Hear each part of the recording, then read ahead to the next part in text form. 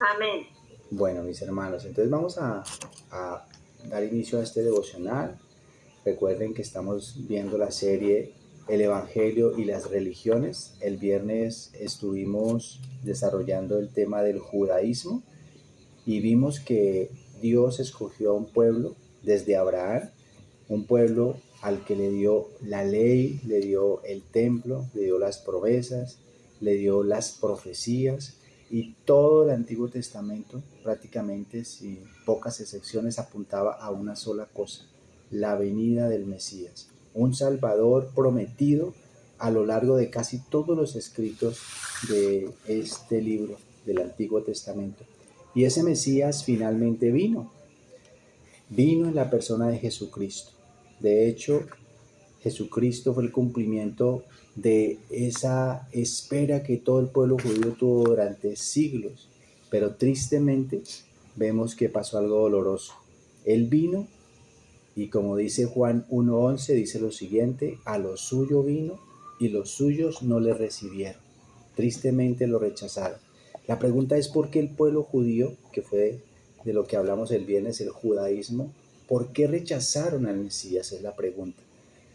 Y la respuesta es la siguiente: porque ellos esperaban a un Mesías político, a un Mesías militar, a alguien que tuviera una espada, que con poder sacara a los romanos a la fuerza, que los conquistara.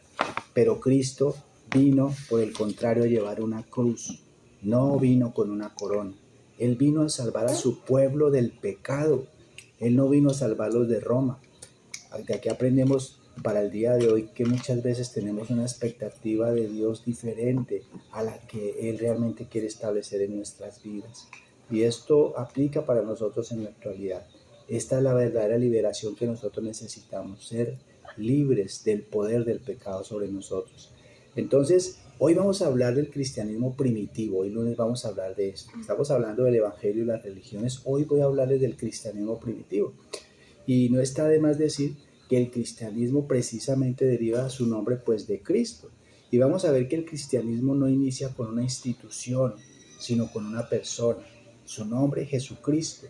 Durante 30 años él estuvo viviendo prácticamente en la clandestinidad. Luego, durante un ministerio de más o menos 3 años y medio, donde él estuvo enseñando todos los valores y principios del reino de Dios. Vemos también su muerte en la cruz, que era el objetivo por el cual Él había venido a este mundo, porque a través de esa muerte expiatoria iba a salvar a los pecadores que creyeran en Él. Luego vemos que en el año 30 después de Cristo sucede su resurrección al tercer día, y ocurre luego su ascensión a los pocos días.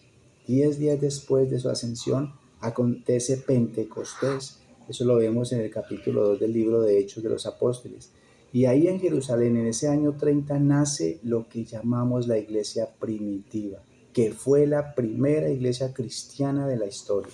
Por cierto, es bueno aclarar que aunque nuestro calendario dice 2026, realmente los historiadores y eruditos están casi unánimes en que el nacimiento de Cristo no fue el año 1, como todos pensaríamos, sino el año más o menos 4 al 6 antes de Cristo. Por eso estas fechas no coinciden totalmente. Entonces, después de esta aclaración, podemos volver a retomar el tema diciendo que pasamos ahora del pueblo que esperaba, los judíos, a el pueblo que vio, los primeros cristianos. Entonces, una iglesia que no tenía templos de mármol, ni poder político, ni tradiciones, era una iglesia con una sola pasión, con una sola obsesión: Cristo crucificado y resucitado. Entonces vamos a ver tres cosas de esta iglesia primitiva, de lo que estamos hablando hoy, de la primera iglesia cristiana: cuándo y dónde nace, cómo era y qué creía. Entonces vamos con lo primero: ¿cuándo y dónde nace la iglesia primitiva? Nace en el año 30 DC, es decir, después de Cristo, en Jerusalén, en Pentecostés, 50 días después de la resurrección. En Hechos 2 del 1 al 4 usted puede leer eso en casa. No fue en Roma donde nace, no fue en el Vaticano, fue en un aposento alto en Jerusalén. 120 personas estaban orando, esperando la llegada del Espíritu Santo, esa promesa que Cristo les había hecho. Luego de que viniera el Espíritu Santo con poder, el apóstol Pedro predicó y fueron alrededor de 3,000 personas que se convirtieron aquel día. Entonces vemos que la iglesia no nació a través de un poder político, nació con el poder del Espíritu Santo, nació predicando y no precisamente reinando. Los primeros 7 capítulos de Hechos vemos a la iglesia judía en Jerusalén. Luego, en los capítulos 8 al 12 ya vemos que se extiende a Judea y a Samaria, y eso fue debido a la persecución feroz que se inicia contra ellos. Ya de ahí en adelante continúa esparciéndose hasta lo último de la tierra, como había mandado el Señor Jesucristo a ellos hacerlo. Ya desde el año 45 al 65 sucede esto, y eso lo vemos descrito de una manera clara en el capítulo 13 hasta el 28, donde cierra el libro de los Hechos de los Apóstoles. Vemos que por primera vez se les llama a ellos cristianos en Antioquía, Hechos 11:26, porque anteriormente se les llamaba los del camino. ¿Cómo era esta iglesia? La segunda pregunta que nos estamos haciendo. En Hechos capítulo 2 del 42 al 47 dice lo siguiente. Ahí vamos a ver las características de cómo eran estos primeros cristianos. Dice así este texto: y perseveraban en la doctrina de los apóstoles, en la comunión unos con otros, en el partimiento del pan y en las oraciones. Todos los que habían creído estaban juntos y tenían en común todas las cosas, y vendían sus propiedades y sus bienes y los repartían a todos según la necesidad de cada uno. Y perseverando unánimes cada día en el templo, y partiendo el pan en las casas, comían juntos con alegría y sencillez de corazón, alabando a Dios y teniendo favor con todo el pueblo.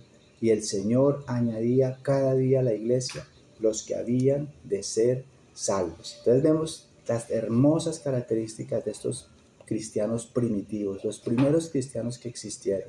Vemos que ellos perseveraban en la doctrina de los apóstoles. Ellos eran completamente personas de la palabra, del libro, de lo que ellos tenían del Antiguo Testamento y de las cartas que ahora se estaban escribiendo por parte de los apóstoles. Ellos leían, aprendían, estudiaban, conocían, compartían todas las enseñanzas de Cristo y de los apóstoles unos con otros.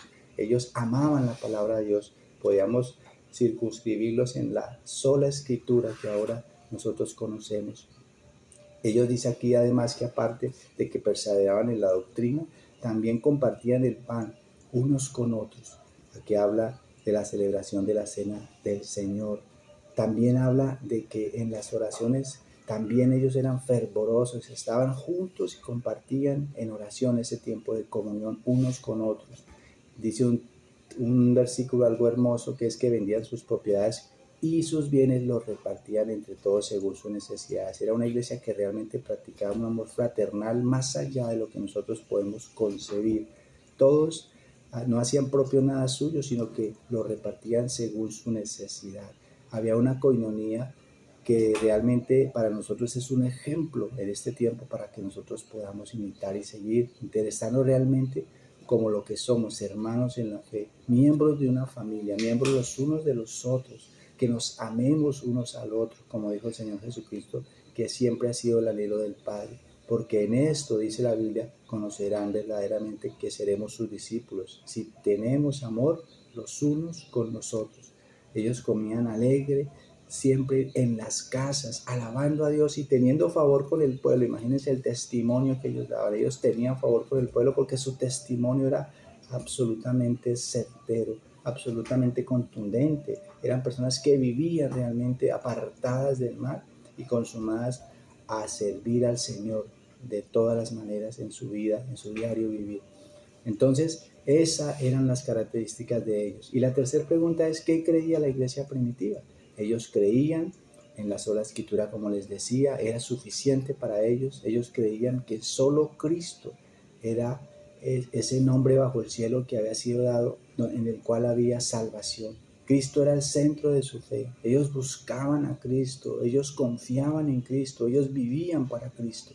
Ellos además creían que todo era por gracia mediante la fe. Era solamente a través de la gracia, por eso no había circuncisión, no habían obras, no habían rituales religiosos, nada de esto había en esta iglesia primitiva. Creían que la salvación era un regalo solamente por la gracia de Dios, no se compraba con indulgencias. porque Cristo dijo, consumado es en Juan 19:30. Él sabían que ya Él había pagado todo por ellos. Entonces vemos que esta iglesia primitiva no tenía mucho realmente, pero a la vez lo tenía todo. Ellos tenían a Cristo realmente. Esta iglesia no nació en palacios, sino que se desarrolló en catacumbas, cárceles y coliseos. Ellos eran realmente bienaventurados, como lo enseña el Sermón del Monte que vimos semanas atrás. Y por eso era una iglesia perseguida. Desde el momento mismo en que nace y durante casi 300 años fueron ferozmente perseguidos por el Imperio Romano y por sus emperadores. Hubo al menos 10 grandes persecuciones romanas en estos 3 siglos. Fueron tiempos donde ellos derramaron mucha sangre. Pero ¿por qué los perseguían? Es una pregunta que surge acá. Si estas personas eran fieles a Cristo, precisamente porque ellos se negaban a decir César es el Señor, porque solo Jesús era el Señor para ellos. La fidelidad era algo inherente en ellos. Pero además, en términos religiosos, ellos no adoraban a los dioses romanos paganos que pululaban en el imperio. Y eso, decían los romanos, les traía mala suerte al imperio. En términos sociales, ellos se reunían en secreto y se amaban unos a otros, compartían todos los aspectos, pero sin embargo los acusaban de canibalismo, porque decían que ellos comían el cuerpo y bebían la sangre de Cristo. Imagínense. En el año 64 después de Cristo, el emperador Nerón incendia Roma y culpa a los cristianos.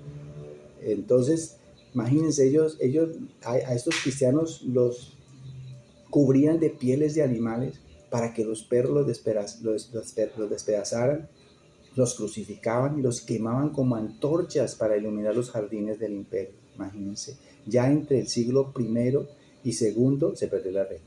Los emperadores marcan ahora, se perdió la red. Los emperadores, ¿me están escuchando, hermanos? ¿Me confirma, por favor? Aló. ¿Qué pasó? ¿Por qué se va la red? Aló, hermano, no se escucha. Se quedó sin ¿Ya me escuchan ahí? No, todavía no. Sí, señor. Ahí ya, qué pena, no sé por qué se fue la red. Bueno, ya retomo la red. Entonces les decía que ya en el siglo I y segundo los emperadores Trajanos, Marco Aurelio, habían establecido leyes donde prohibían completamente la fe de los primeros cristianos. De hecho decían, si eres cristiano, debes renunciar completamente a tu fe. Si eres cristiano, renuncias a tu fe o te mueres. Ese era el lema que ellos tenían. Entonces, uno de los casos tal vez más emblemáticos que la historia narra en el año 155 después de Cristo es Policarpo, uno de los padres de la iglesia. Él tenía 86 años y le dijeron, niega a Cristo y te soltamos, no tienes por qué morir. A lo cual Policarpo respondió, hace 86 años que le sirvo y nunca me ha fallado. No puedo negar a mi rey que me salvó. Lo quemaron vivo en una hoguera. Luego, desde el año 200 hasta el año 313, hubieron 2 de las peores persecuciones. En el año 250 después de Cristo, el emperador Decio estableció el primer decreto contra todos los cristianos. Tenían que sacar un certificado de que habían ofrecido sacrificio a los dioses paganos del imperio. Muchos cristianos tristemente compraron ese certificado por temor a perder su vida. Y bueno, allí viene el término lapsi, los que cayeron, es decir, los que negaron su fe. Algunos sucumbieron a estas presiones, pero otros se mantuvieron firmes hasta que les costó la vida por su fidelidad. En el año 303 al 311, Diocleciano llevó a cabo tal vez la más grande persecución. Esta fue tal vez la más brutal de todas. Duró 10 años y quemaron todas las Biblias, derribaron todas las iglesias, mataron a los pastores y a los obispos que habían, fueron torturados, fueron prendidos con garfios, quemados con aceite hirviendo y con las bestias en los circos romanos. Todos aquellos que profesaban y se mantenían firmes a su fe en Cristo simplemente estaban arriesgando su vida y no temían el morir por su Señor. Eusebio, el historiador, dice que los ríos corrían rojos de sangre cristiana en el imperio.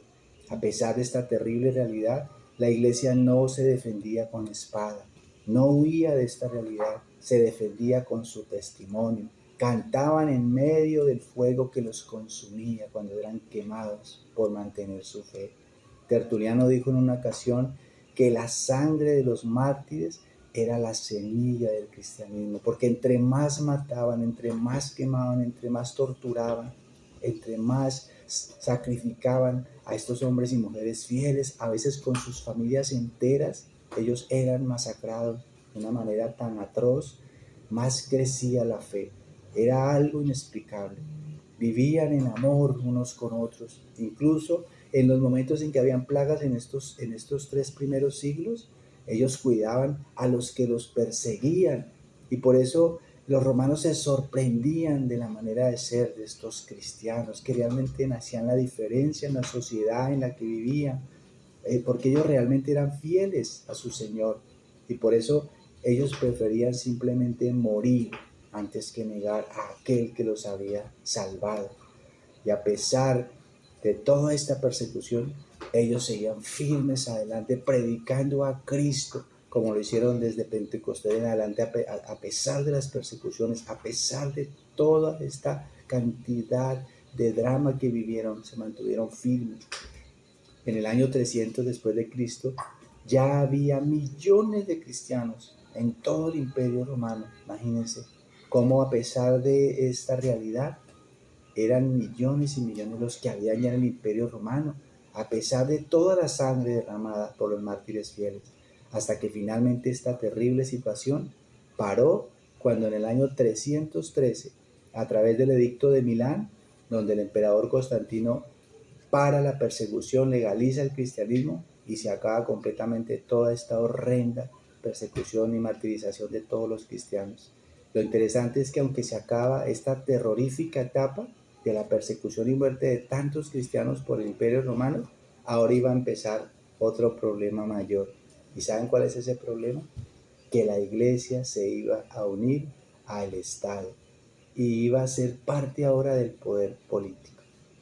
Y por eso vamos desde mañana a hablar precisamente de lo que inicia ahora, después de este tiempo, después de que Constantino firma este edicto de Milán, se establece al cristianismo como ahora parte del Estado. Y vamos a empezar a hablar precisamente del inicio de la Iglesia Católica.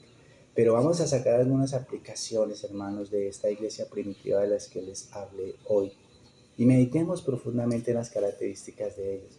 Como pueden ver, eran unos cristianos sencillos, eran unos cristianos que realmente habían abrazado la fe en Cristo, que realmente amaban a Cristo, estaban dispuestos a dar sus vidas, estaban dispuestos a perderlo todo, estaban dispuestos a huir antes de negar a su Señor, estaban dispuestos a ir en contra de la sociedad pagana, de todas las costumbres paganas que existían en la época.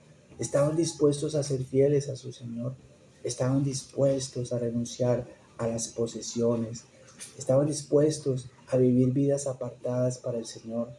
Ellos realmente vivían la fe, realmente se amaban unos a otros, realmente compartían lo que tenían, porque sabían que tenían una misma identidad, porque sabían que tenían un mismo Señor, porque sabían que tenían un mismo destino. Ellos realmente creían y esperaban al Mesías que había prometido venir por segunda vez allá en Hechos capítulo 1. Ellos realmente vivían la fe de tal manera que a nosotros nos debe confrontar profundamente esta iglesia primitiva, que realmente tenían todas las cosas en común y que tuvieron que pagar con un precio muy alto su propia vida por no negar al Señor. ¿Cuántas veces nosotros en este tiempo de comodidad, de facilismo, de materialismo, donde contemporizamos con este mundo llamándonos cristianos, lo que hacemos es negar a Cristo? Tal vez ahora no hay persecución y tal vez precisamente ese es el problema, que vemos que cuando hay persecución es cuando realmente la semilla del evangelio crece y cuando más cristianos realmente abrazan la fe. Cuando todo es comodidad, cuando todo es fácil, cuando las cosas van bien, ¿cómo nos cuesta realmente vivir la vida cristiana? ¿Cómo realmente nos vendemos al mejor postor? ¿Cómo negamos nuestra fe a través de nuestra manera de vivir? ¿Cómo realmente no hemos entendido que como hijos de Dios estamos llamados a vivir contra cultura, a vivir de una manera diferente, a vivir de una manera piadosa, a vivir siendo fieles al Señor Jesucristo a pesar de las circunstancias o de las consecuencias? que el Señor nos ayude a ver a esta iglesia como el modelo perfecto para nosotros vivir. Ellos nos dan realmente el modelo a seguir a nosotros, que ojalá nosotros volvamos a este modelo que usted puede encontrar en Hechos de los Apóstoles cuando lee el establecimiento de esta iglesia primitiva, y que eso nos inspire realmente a vivir nuestra fe de una manera tal que realmente glorifique el nombre de nuestro Señor Jesucristo. Hasta aquí el devocional de esta noche. Espero que el Señor haya hablado de sus vidas y vamos a interactuar como siempre. Déjenme mirar aquí en el cuadro grande quiénes están. Bueno, les doy la bienvenida a los que se conectaron ya al final, y bueno, voy a preguntarle esta noche al hermano Luis Jorge, que nos acompañó desde el comienzo, ¿qué le habló el Señor